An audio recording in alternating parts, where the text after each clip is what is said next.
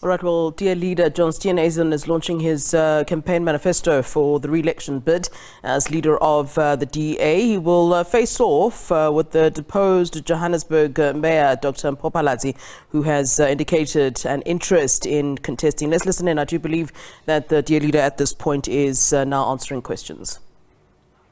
Something led by the DA's values, or it's going to be something that's led by the ANC's values. But either way, no party is going to have a single majority after that. Parties that we're willing to work with, we work with any party that shares the fundamental core values and principles that we believe are the essential building blocks for any successful government or country, for that instance. Non-racialism, respect for the rule of law and the Constitution, a social market economy that sees the state as an actor but doesn't believe the state should have control over everything, and that treats business as a partner in the growth and jobs agenda, and making sure that you build a capable state. It means free of cadre deployment and that. We can get those four principles at the core and bring parties around that. We will talk to anybody who shares those core values and principles, and that certainly will be the plan going forward.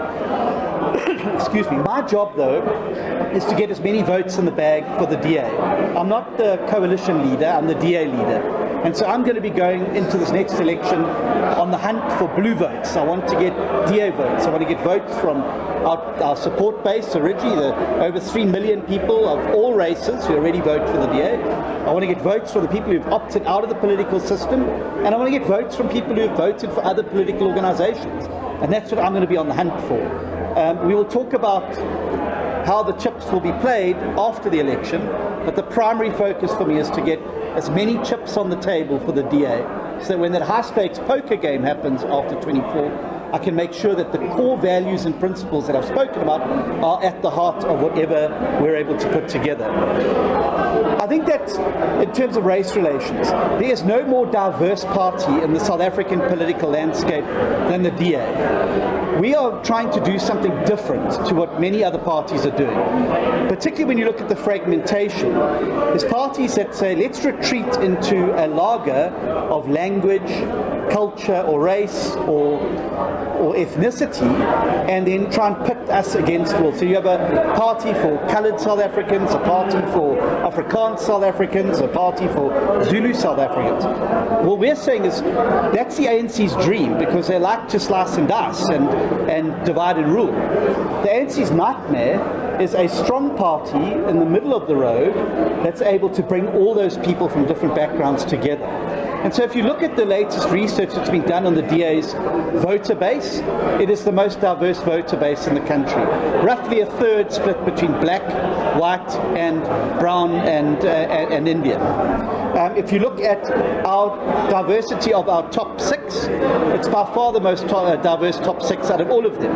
The ANC, the EFF, the Freedom Front, other parties are virtually monochromatic. We have different races, different cultures, all represented in the top leadership of the DA, and you will see that emerging from the Congress as well. We have a diversity of candidates, and that will emerge as well.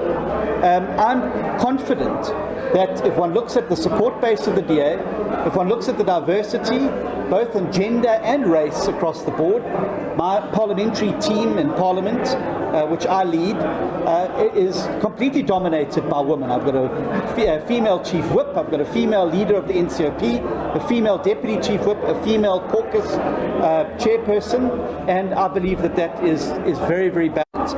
If one looks at the racial breakup of our caucus in Parliament, by far the most diverse caucus in Parliament, where you've got Christians, Jews, black, white, Indian, coloured, all sitting in one caucus. English, Afrikaans, isiZulu, isiXhosa, isiPedi, isiXhosa, all of them sitting in one caucus. And I think that represents the best of the DA.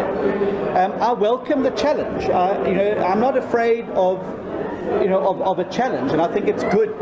Internal democracy is incredibly important for a political party. And I look at some of the other parties on the spectrum who've had leaders for life, who've got leaders who are self-appointed that have never faced a Congress in their life. I'm facing my third Congress, who have executives that are hand-picked and self-appointed. That's not democracy, and you can't say you're fighting for democracy in South Africa if you're not prepared to subject yourself to that democracy. So let me be clear. I welcome the challenge. The nominations haven't closed yet. There could be other people who put their hats in the ring as surprise candidates. I say, let's make this a battle of ideas, not personalities. Let's talk about issues, not personalities. And let's say, put our offer before the Congress and let our Congress decide. I've already committed. If I don't win, I will go back to Parliament, I will sit on the back benches, and I will do whatever the party wants me to do, and I will support whoever is the leader of the party to be successful and achieve what they need to achieve in this next election, because South Africa needs a strong, united DA at the heart of it. And that is why I don't campaign on personalities. It doesn't matter to me who puts their name in the hunt for the leadership. Let's have a clash of ideas. These are my ideas. I've put them forward before the party today. You put your ideas on the table and let the Congress decide. But what we mustn't do is campaign in a way that breaks each other down, or in a way that reduces the organisation to ashes. Because whoever wins is going to have to lead this party into the next election, and it needs to be in fighting form.